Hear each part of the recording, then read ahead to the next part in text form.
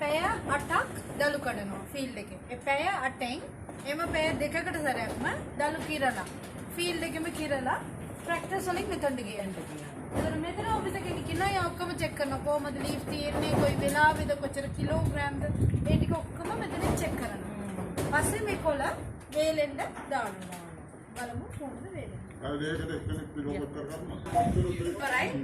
අද ඒ කොළමාල 12 වෙනවා. මේක ප්‍රයිවට් කම්පැනි එකක්. ප්‍රයිවට්. මේ හේලිස් ඔව් අර අහලා තියෙන හේලිස් හේලිස් කියන්නේ අපි මද කම්පැනි එක.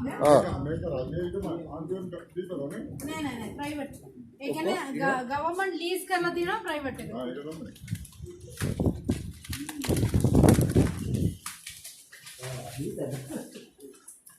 අද වැඩ නැහැ වෙනදා.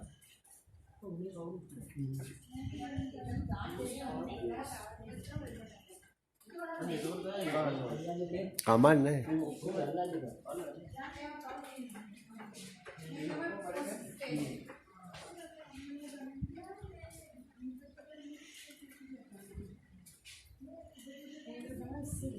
මේක තමයි දාන්නේ නේ අකුල ඔක්කොම මෙතන දානවා.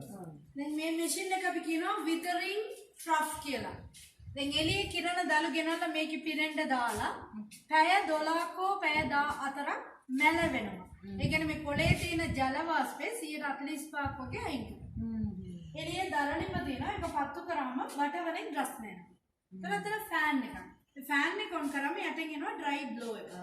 ඒ ඩ්‍රයි බ්ලෝ එකෙන් අපි මීටර කොළේ තියෙන මොයිස්චර් එක 145ක් වගේ අයින් කරනවා.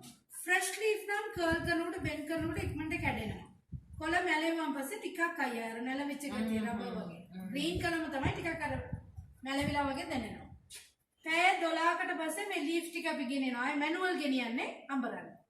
මැෂින් වලින් ගෙනියන්නේ ට්‍රොලි වලට දාලා ගෙනියනවා. වීඩියෝ ෆොටෝ මෙතන විතරයි. ඒතර ගිහලා ගන්න බෑ. හරි